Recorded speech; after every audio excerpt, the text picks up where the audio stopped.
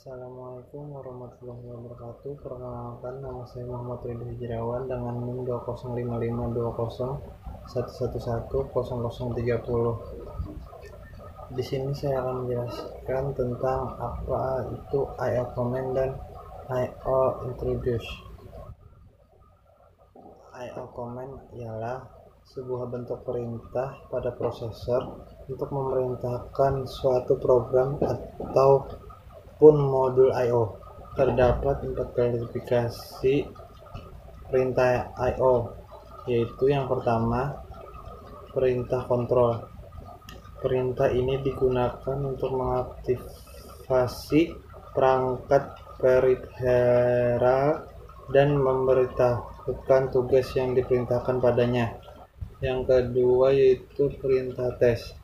Perintah ini digunakan CPU untuk menguji berbagai kondisi status modul I/O pada peripheralnya. CPU perlu mengetahui perangkat peripheralnya dalam keadaan aktif dan siap digunakan. Juga mengetahui operasi-operasi I/O yang dijalankan serta mendeteksi kesalahannya. Yang ketiga ialah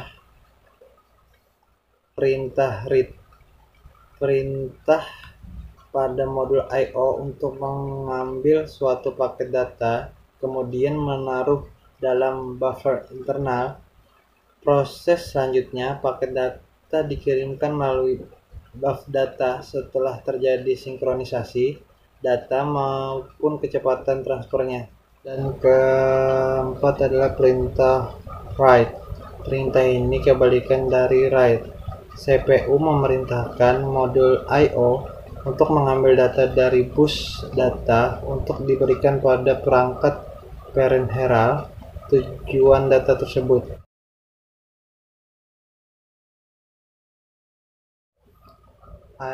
I/O instruction. Dengan I/O terprogram, ada hubungan erat antara instruksi terkait I/O yang diambil prosesor dari memori dan perintah I/O yang dikeluarkan prosesor ke modul I/O. Untuk menjalankan instruksi, biasanya akan ada banyak perangkat I/O yang berhubung melalui modul I/O ke sistem.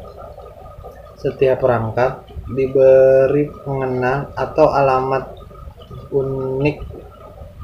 Ketika prosesor mengeluarkan perintah I/O, perintah tersebut berisi alamat perangkat yang diinginkan. Jadi, modul I/O harus menafsirkan baris alamat untuk menentukan apakah perintah itu untuk dirinya sendiri dan juga perangkat eksternal mana yang dirujuk alamat tersebut. Ketika prosesor memori utama dibagi bus yang sama, dua mode pengenalan dimungkinkan, yaitu memory mapped I/O dan isolated I/O.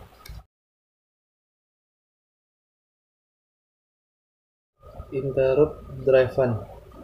Interrupt driven memungkinkan proses tidak membuang-buang waktu. Prosesnya adalah CPU mengeluarkan perintah I/O pada modul I/O bersamaan perintah I/O dijalankan modul I/O, maka CPU akan melakukan eksekusi penuh perintah-perintah lainnya. Apabila modul I/O telah selesai menjalankan instruksi yang diberikan padanya, akan melakukan interupsi pada CPU bahwa tugasnya sudah selesai. Dalam teknik ini, kendala penuh masih tanggung jawab CPU, baik pengambilan perintah dari memori maupun melaksanakan isi perintah tersebut.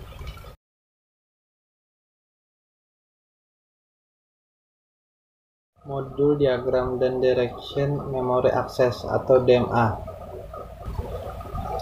adalah suatu alat pengendali khusus disediakan untuk memungkinkan transfer blok data langsung antar perangkat eksternal dan memori utama tanpa intervensi terus-menerus dan prosesor atau CPU.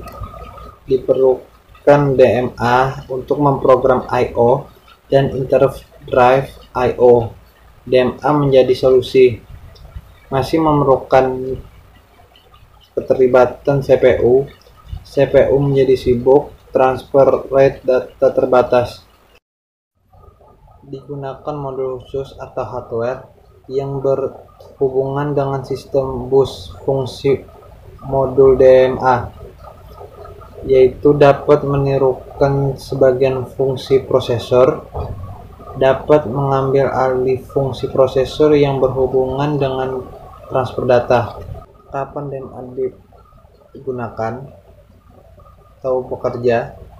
Saat prosesor sedang tidak menggunakan bus dan saat prosesor dipaksa berhenti sesaat. Siklus dicuri oleh DMA adalah Scarlett Sailing. Mungkin sampai di sini penjelasan tentang modul I/O. Sekian dari penjelasan saya. Wassalamualaikum warahmatullahi wabarakatuh.